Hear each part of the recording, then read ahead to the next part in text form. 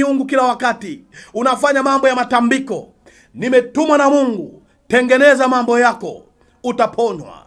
Mwingine ni fisadi tu, ana fisadi. Mwingine ni tapeli. Mwingine ni anauza madawa ya kulevya. Lakini Bwana amenituma, tengeneza mambo ya nyumba yako, utapona kwa jina la Yesu Kristo. Niko hapa saa hii, Bwana amenituma, tengeneza mambo ya nyumba yako, utapona. Mwingine ni kibaka, umezoea kukwapua, unaona ni raha tu, raba sakata. Lakini Mungu anasema tengeneza mambo ya nyumba yako.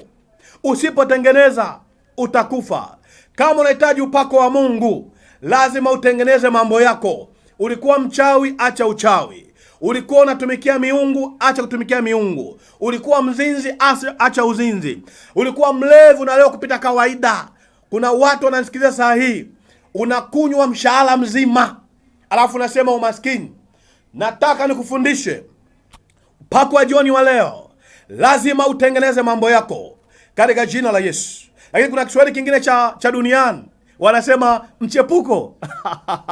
Kuna watu ambao hawatulii ndani ya ndoa zao, wana michepuko na inatumia gharama nyingi. Anasema anamuomba Mungu amfanikishe. Inshu sio kufanikishwa. Inshu, tengeneza mambo ya nyumba yako. Acha zile tabia ambazo zinazosababisha Mungu akutenge. Raba sakata. Huyu ni mfalume, amepewa ufalume, lakini nabii anamwambia tengeneza mambo ya nyumba yake. Unafikiri kwa ana hela za kujitibu ugonjwa alionao, lakini hospitali za international zimeshindwa kumtibu. Mfalume Hezekia anaumwa, anataka kufa. Nabii anakuja anamwambia tengeneza. Ukitengeneza utapona, hautakufa. Jioni ya leo Bwana amenituma, toka gizani ingia nuruni. Mungu akamwambia Musa, waambie Waisraeli wasonge mbele, wasirudi nyuma.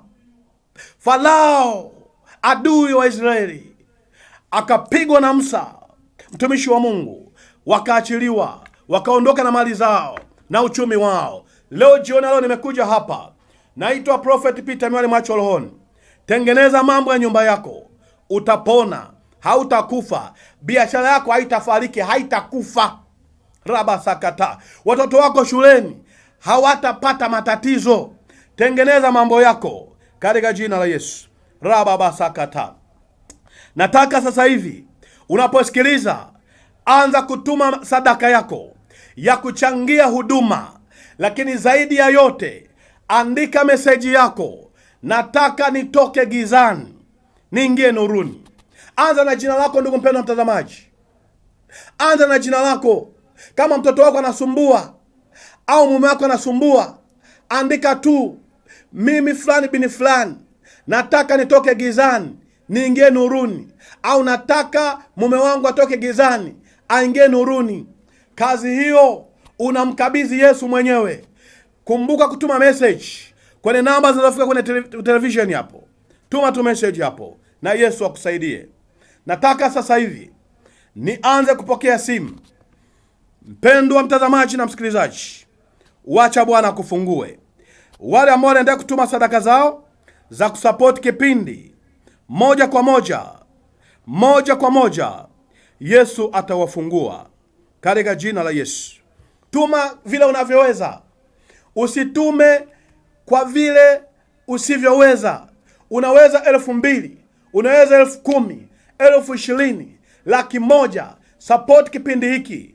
Baada ya upako huu, ndoa yako itatoka gizani, biashara yako itatoka gizani, kazi yako itatoka gizani.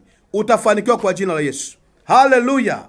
Dakika hizi nataka nianze kupokea simu. Ndugu mpendwa mtazamaji na msikilizaji, piga simu.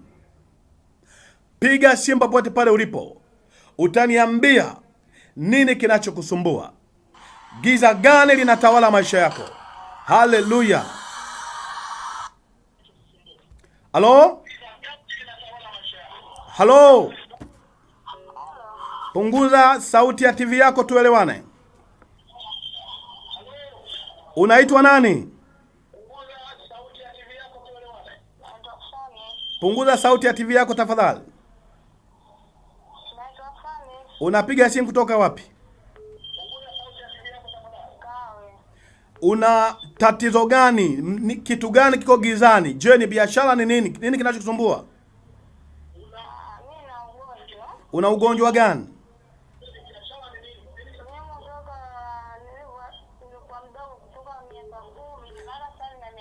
Niambie kwa ufupi, una ugonjwa gani unakusumbua?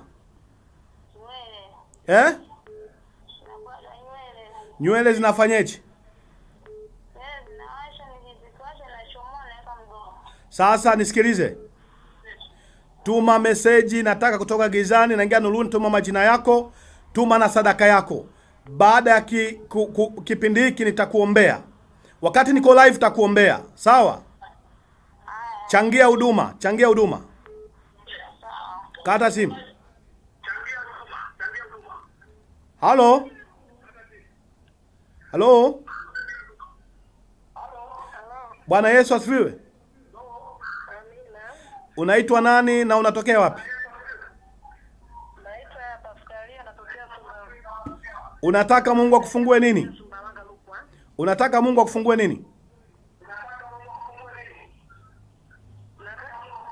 Nataka Mungu anitoe gizani aniweke kwenye mwanga. Okay, sawa kabisa. Sasa tuma sadaka yako ya kusupport kipindi na andika majina yako matatu. Pale chini andika nataka kutoka gizani ingie nuruni. Nishatuma sadaka baba kulingana. Ushatuma sadaka eh? Nishatuma sadaka kulingana na uwezo wangu. Basi sikiliza maelekezo, baada ya muda fulani nitakuombea. Ndio. Haya, sikiliza tu maelekezo nitakuombea. Sawa. Naomba ukate simu kidogo. Halo? Halo? Bwana Yesu asifiwe. Amina. Unaitwa nani? Unapiga simu kutoka wapi? Naitwa Moshi, natokea Dar. Unataka Mungu akufungue nini? Nataka Mungu anifungue nifanikiwe maisha yangu. Unaitwa nani umesema? Naitwa Moshi. Moshi, kuna roho za mizimu zinakusumbua. Sasa nisikiza nikwambie. Mizimu na chuma ulete zinakutesa. Mizimu ni nini? Ni roho za kifamilia. Ukipata pesa hazikai. Ndio. Na